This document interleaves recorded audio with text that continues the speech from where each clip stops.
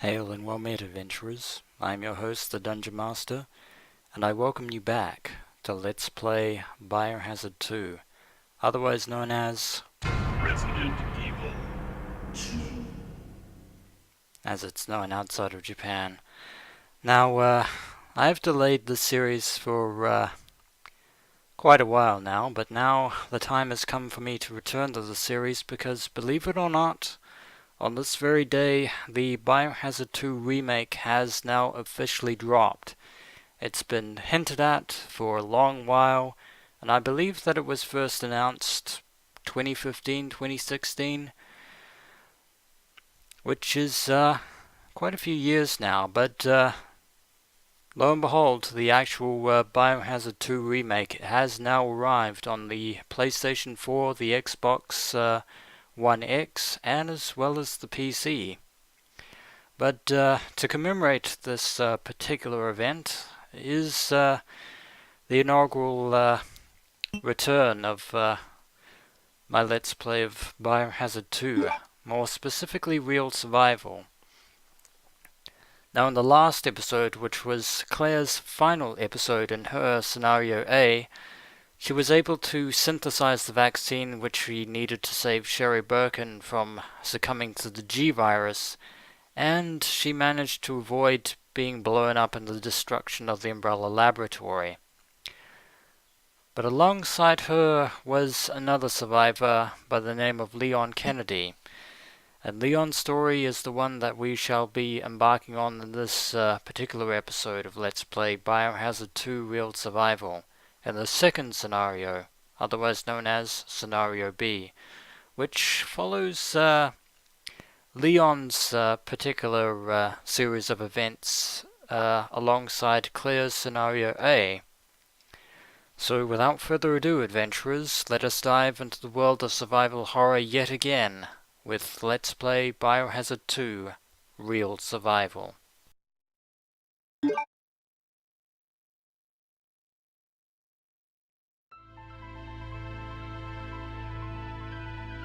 In the midst of the T-virus outbreak in Raccoon City, Claire Redfield succeeded in escaping from the city, along with one of the only other survivors, a young girl named Sherry. However, behind their escape was the lone survivor of the Raccoon City Police Department, Leon S. Kennedy.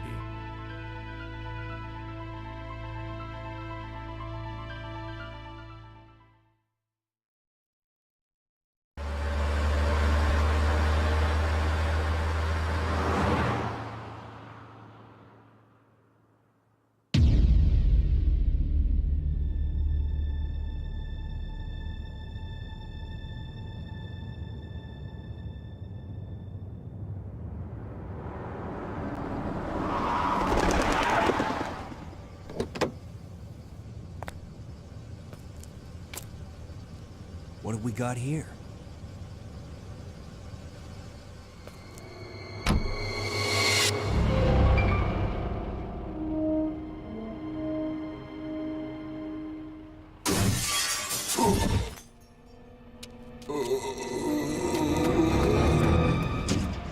That guy's a maniac. Why'd he bite me?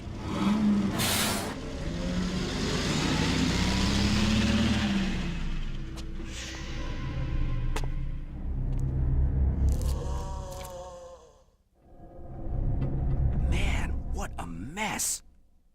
What could have done this? What was that? What are these things? All right, that's far enough. Don't move! Don't move! No!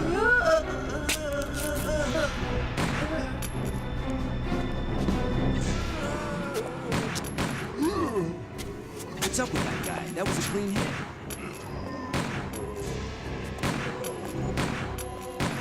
We're running out of ammo here. Wait! Don't shoot! Get down! We can't stay out here. Head to the police station. It'll be a lot safer.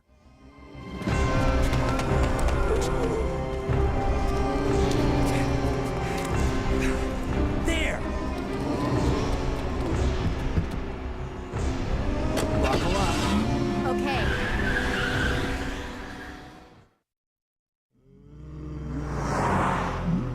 What's going on? I arrived in town, and the whole place went Great. insane. The radio's out. You're a cop, right? Yeah, first day on the job. Great, huh? Name's Leon Kennedy. Nice to meet you.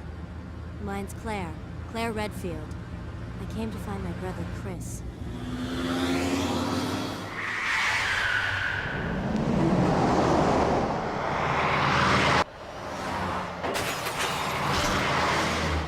Hey, could you open the glove box? Sure. There's a gun inside.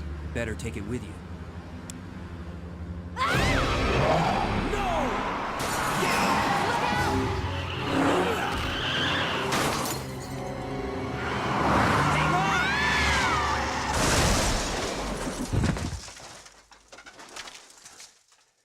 You okay?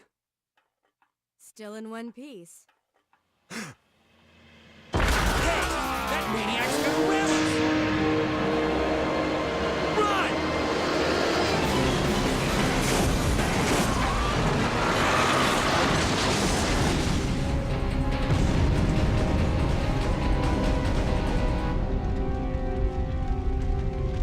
Claire! Leon! I'm okay. Head to the station. I'll meet you there. Okay.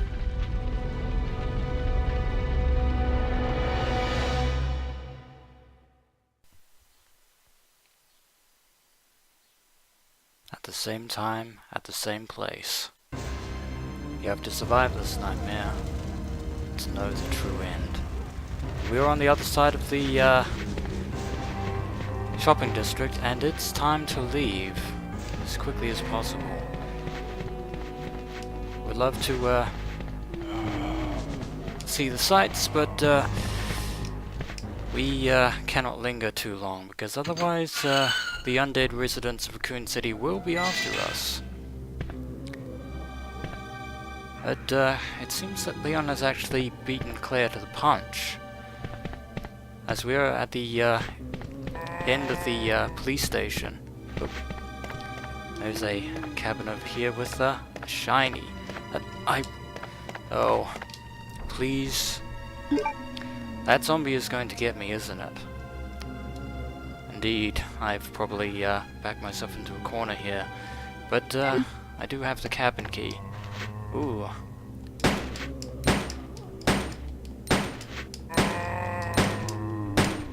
Hate wasting bullets, but I need to do that. And you're loitering by the cabin, aren't you? Get rid of the key and get through the door before Leon actually starts getting his jugular punched. But believe it or not, we're actually in the cabin that, well, Claire will soon find herself once she reaches the station. But some handgun bullets, don't mind if I do. Make up for the ones that I used already. As well as a pair of ink ribbons, but I won't be saving in the cabin. No way. Now, now that we actually have some breathing room, let's have a look at Leon's handgun, which is a slightly different model than Claire's. Hers was the Browning HP, whereas Leon's is an H&K VP70, manufactured by H&K or Hickel and Koch in Germany. It uses 9mm parabellum rounds, same as the Browning HP.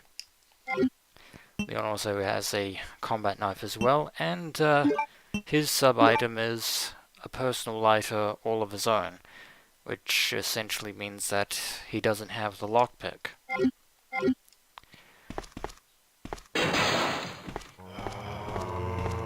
And that sound means we need to get the hell out of Dodge. I think there's any point in staying here in the cabin any longer, because we actually do need to get to the station pronto. But we still have to get you through another yard of zombies. Past you two. Oh, and I wasn't quick enough. Oh, and you're in front of the stairs. You're lunging for Leon, but too bad. Victory is mine.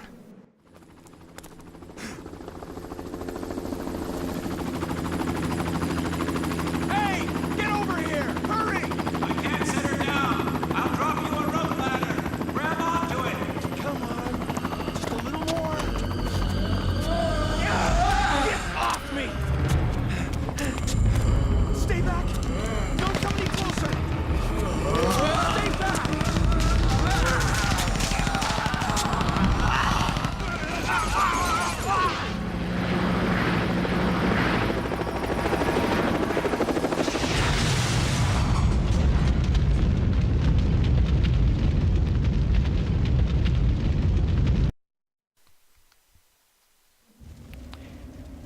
Well, that was certainly unfortunate, and even more ironic considering the fact that that happened, all of that happened the moment we got to the top of the stairs, and don't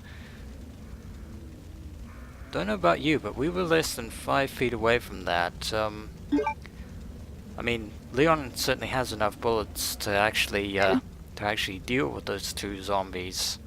Then again, he actually ran the risk of being hit by that police officer, who didn't seem like he was in sound mind. Then again, given what's happened in Raccoon City as of late, I'm not surprised. He must have been here for days. But that explains the destroyed helicopter. Something which I'm sure Claire would have thought happened prior to their arrival in Raccoon City, but as we've all witnessed, things transpired a little bit differently. Yeah, welcome to your first day on the force there, Leon. Water pressure valve reads, excessive pressure may rupture the water tank. We are going to have to find the handle to put out that fire. But first let's actually enter the police station proper. Of course, since we came in through the through the rear, we have to get to the main hall. Lo and behold, a green herb.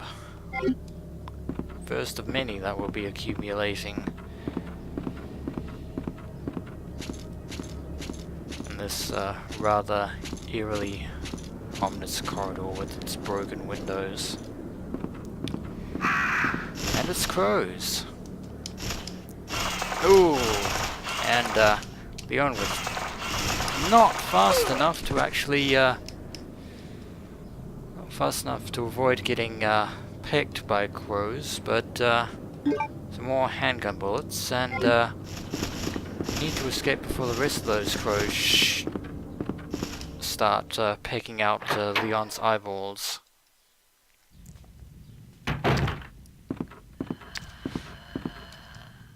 And that is a very foreboding sight indeed. A pair of lickers in the next room with no FMV cutscene, no warning whatsoever. And Leon isn't necessarily equipped to deal with lickers at present. But a little bit of trivia here now that we're in a safe room. I believe prior to the events of Biohazard 2, Leon actually had slept in and thus missed his initial assignment, which if that hadn't happened, though, he would have ended up in the very situation that the RPD found themselves in when the Raccoon City outbreak happened. I believe back on the 25th of September. And because Leon doesn't have a lockpick, he must rely on these small keys, which are very reminiscent of the keys that Chris used in the original Biohazard. Of course, these are not the same keys as such, because those particular keys were A, they were used to unlock things in the mansion, and B, they no longer exist because the mansion blew up. Unless Chris didn't decide to get rid of them and kept them around as souvenirs, which he might have done. And, also on the disc here is some more handgun bullets for a total of 60. Now I really regret using those bullets that were already in Leon's handgun, but I didn't really have much of a choice. Also mentioned that the VP-70 actually holds 5 more bullets than Claire's handgun, which basically means that it holds 3 more bullets than the Star's M92 SF Samurai Ed's Beretta handgun. The more you know. And since Leon is reading these files for the first time, I'm going to be reading them again. Secretary's Diary A. April 6th. I accidentally moved one of the stone statues on the 2nd floor when I leaned against it. When the chief found out about it, he was furious. I swear the guy nearly bit my head off, screaming at me never to touch the statue again. If it's so important, then maybe you shouldn't have put it out in the open like that. April 7th. I heard that all the art pieces from the chief's collection are rare items, literally worth hundreds of thousands of dollars. I don't know which is the bigger mystery, where he finds those tacky things, or where he's getting the money to pay for them. May 10th. I wasn't surprised to see the chief come in today with yet another large picture frame in his hands.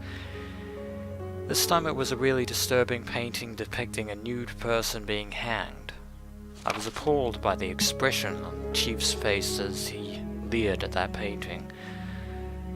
Why anyone would consider something like that to be a work of art is beyond my comprehension. Secretary's Diary A has been filed, and you've just learned a little bit more about your Commander-in-Chief there, Leon, your superior officer, Police Chief Brian Irons. What a guy, eh? And I will be doing this on Real Survival, same as Claire, don't you worry. Actually, yeah, I'm gonna store away combat knife for the time being, and I believe that I will actually save now that we're in the precinct proper. Oh, and lo and behold, we get 2 more ink ribbons, so we have 4 now, which is a bit of a bonus. An old typewriter. You can save your progress with this. Will you use the ink ribbon? We shall. And remember not to save on memory card 1. Lessons learned. Override the save. First save of Leon Scenario B in the Secretary's waiting room on the 2nd floor of the RPD precinct. And I believe this is a good time to end this particular episode of Let's Play Biohazard 2 Real Survival. A bit of a short episode, but it is what it is. And when we return, adventurers, we shall brave the precinct proper, because the B scenario has things that are slightly different, and Leon won't be doing things quite the same way that Claire would be in scenario A, but that only just adds to the challenge. And with that said, I will leave you until next time. As always, until next we meet.